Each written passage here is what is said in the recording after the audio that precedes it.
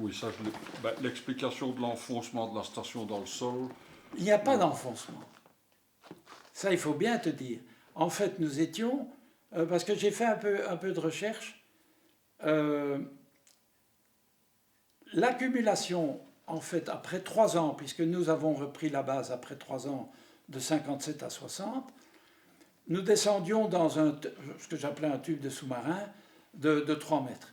Donc, en 3 ans de temps, l'épaisseur de glace qui était sur le bâtiment était d'environ 3 mètres. Donc, la base ne s'enfonce pas. Nous n'étions pas sur le sol antarctique. Nous étions sur le shelf, je pense évalué à 400 mètres. Et en fait, le déplacement de cette base se faisait, d'après ce qu'on a vu, de 30 mètres par jour. Donc, environ 100, je dirais 100 mètres par mois. Donc on n'est pas encore certain qu'après 50, on est maintenant 53-54 ans, que la base soit allée en mer. On a cru à un moment donné, mais j'ai demandé à un géologue qui avait fait les points, il dit qu'est-ce que tu en penses? Il dit c'est difficile à dire parce que, en fait, le shelf, ce qu'on appelle le shelf qui se déplace, était pris entre deux collines. Donc la partie centrale du shelf est plus rapide en déplacement que la partie latérale. Et notre partie était plutôt latérale et devait se situer à environ une centaine de mètres par mois. Et donc, le fait que cette base se soit déplacée et qu'il n'y ait plus d'apport très très important, on doit peut-être... je dirais peut-être entre 50 et 80 cm par an en fonction de ce qui s'est accroché. Je ne pense pas que... Mais on ne peut pas appeler ça un enfoncement. C'est un apport extérieur. Ok. Enfin, parce que c'est ça qui avait entraîné la construction d'un bâtiment de réserve. Hein. Oui, mais le bâtiment de réserve a été fait surtout aussi en cas d'incendie. Parce que sinon, on se retrouvait sous tente dans des conditions... Bon, il y aurait eu un incendie dans la base. On se serait bien débrouillé, puisqu'il y avait 3 bâtiments. Il y avait un bâtiment science. Bon, si celui-là avait brûlé, ce n'était pas encore trop grave sur le plan humain. Si le bâtiment living avait brûlé, c'était plus embêtant. On aurait trouvé des solutions, hein, parce que... Et vous alliez de temps en temps, comme disait M. Van der Heyden, faire du camping par moins 40 Non, pas par sous moins tente. 40.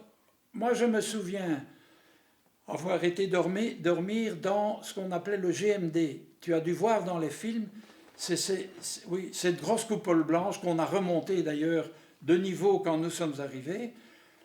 Et alors, comme on était magnifiquement équipés au point de vue sac de couchage, il m'est arrivé d'aller loger, j'avais sur un genre de petit lit de camp dépliable, dans la coupole GMD. Je me trouvais plus confortable, mais il devait faire moins 10, peut-être moins 15, mais non, pas moins 40. En fait, les moins 40, en ce moment-là, sont dans la nuit polaire aussi, en général. Hein. Mais sinon, à moins 15, en fait, c'est exactement comme au sport d'hiver, où tu as peu d'humidité, et on était torse nu, pour autant qu'il n'y ait pas un poil de vent. Quoi, hein. Ah, donc vous n'avez pas eu de température excessivement basse de coco. Moins 40, mais à mon avis en hiver, mais sinon, au débarquement, on était à moins 10, moins 12, moins 15, et suivant qu'il y avait du soleil et pas de vent, c'était...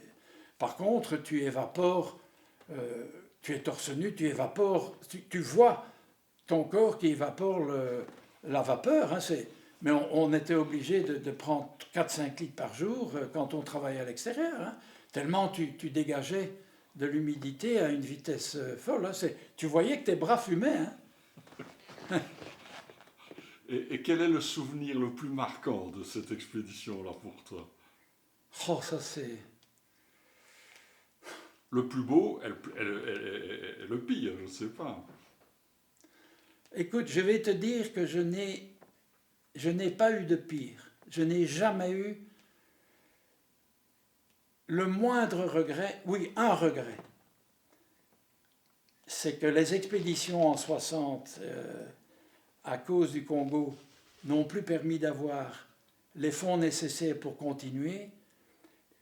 Et je me souviens qu'on a fait un référendum, je dirais, des membres qui voulaient rester. Et je pense que sur 20, on s'est retrouvé à 9. Et à 9, nous étions susceptibles de pouvoir maintenir la base.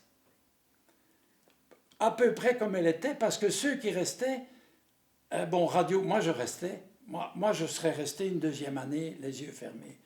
C'était un job qui me convenait à 100%. Mon seul regret, c'est d'être rentré plus vite.